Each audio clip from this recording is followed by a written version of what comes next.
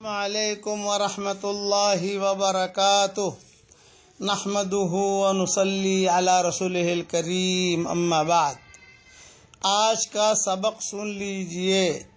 خوابوں کے متعلق سلسلہ وار یہ مضمون ہے۔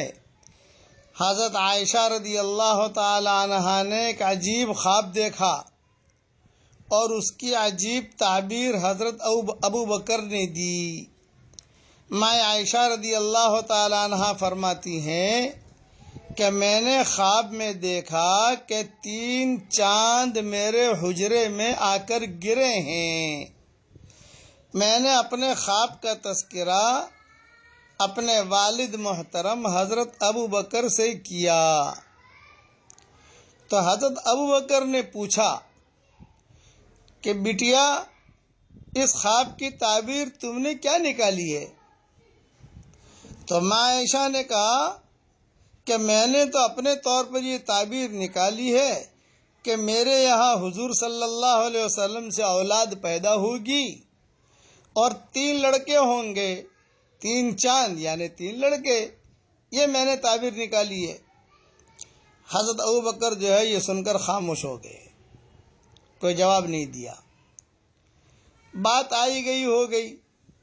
جب حضور صلی اللہ علیہ وسلم کا وصال ہوا اور آپ صلی اللہ علیہ وسلم کو حضرت عائشہ کے حجرے میں جب دفن کیا تو فوراً صدیق اکبر دوڑے دوڑے آئے ماں عائشہ کے پاس اور کہا کہ 3 چاند جو تو نے دیکھے تھے، ایک چاند تو تیرے کمرے میں آ گیا، یعنی حضور صلی اللہ علیہ وسلم تو دفن ہو گئے، اب 2 چاند باقی ہیں۔ پھر 2 چاند میں ایک صدیق اکبر کی قبر بنی، ایک حضرت عمر کی قبر بنی۔ تو خوابوں کی تعبیر اس طریقے سے دی جاتی ہے۔ اور بعض ایسے بھلے لوگ ہوتے ہیں کہ وہ حضور صلی اللہ علیہ وسلم کو بھی خواب میں دیکھتے ہیں۔ خواب میں دیکھا کسی بزرگ شخصیت کو اور دل میں اسی وقت خیال آیا کہ اللہ کے نبی ہیں تو وہ اللہ کے نبی ہی ہیں، اس لیے کہ شیطان ہر ایک کی شکل اختیار کر سکتا ہے، بنا سکتا ہے، لیکن نبی کی شکل میں شیطان نہیں آ سکتا۔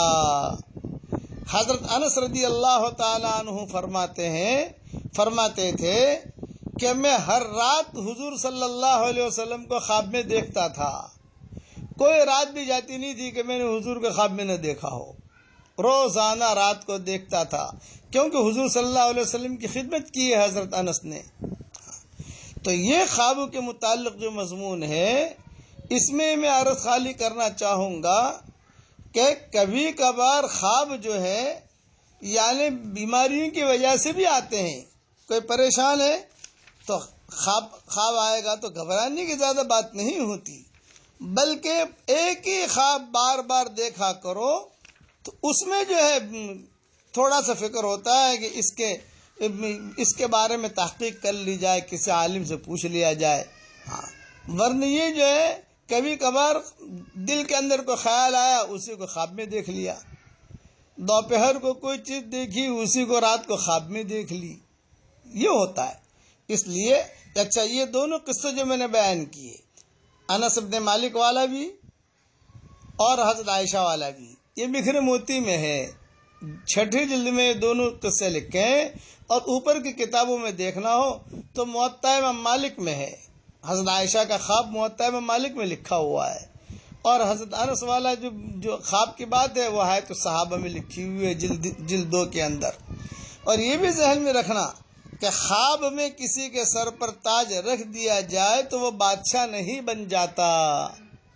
کوئی خواب میں دیکھ لے کہ میں صاحب وزیر بن گیا، میرے سر پر تاج رکھ دیا گیا، وہ بادشاہ نہیں بنتا۔ جیسے کوئی بھوکا آدمی خواب میں جو ہے پلاؤ کھا لے، بریانی کھا لے تو اس سے اس کا پیٹ نہیں بھرتا۔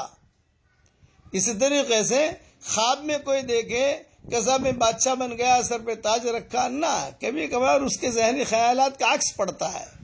اس کے لیے آسان طریقہ یہی ہے کہ رات کو سوتے وقت میں قل هو اللہ احد 3 مرتبہ پڑھ لیجئے، قل اعوذ برب الفلق 3 مرتبہ پڑھ لیجئے، قل اعوذ برب الناس 3 مرتبہ پڑھ لیجئے، آیت الکرسی 1 مرتبہ پڑھ لیجئے، تسبیح فاطمہ بھی جو ہے 1 مرتبہ پڑھ لیجئے اور 1 مرتبہ سورہ کافرون ضرور پڑھ لیجئے۔ اور وہ آیت جو میں نے بتائی ہے آپ کو، لہم البشریٰ فی الحیات الدنیا وفی الآخرہ لا تبدیل لکلمات اللہ ذالک هو الفوز العظیم، یہ 11ویں پاری کی آیت ہے، سورہ یونس کی آیت ہے، وہ آیت پڑھ کے سو جائیے تو اور اپنے پر دم کر دیجئے، اور اس کے بعد اللہ کی ذات سے امید ہے کہ برے خواب نہیں آویں گے انشاءاللہ۔ اب خوابوں کے متعلق تھوڑا سا مضمون انشاءاللہ اور عرض کروں گا۔ والسلام علیکم ورحمۃ اللہ وبرکاتہ، وآخر دعوانا ان الحمد للہ رب العالمین۔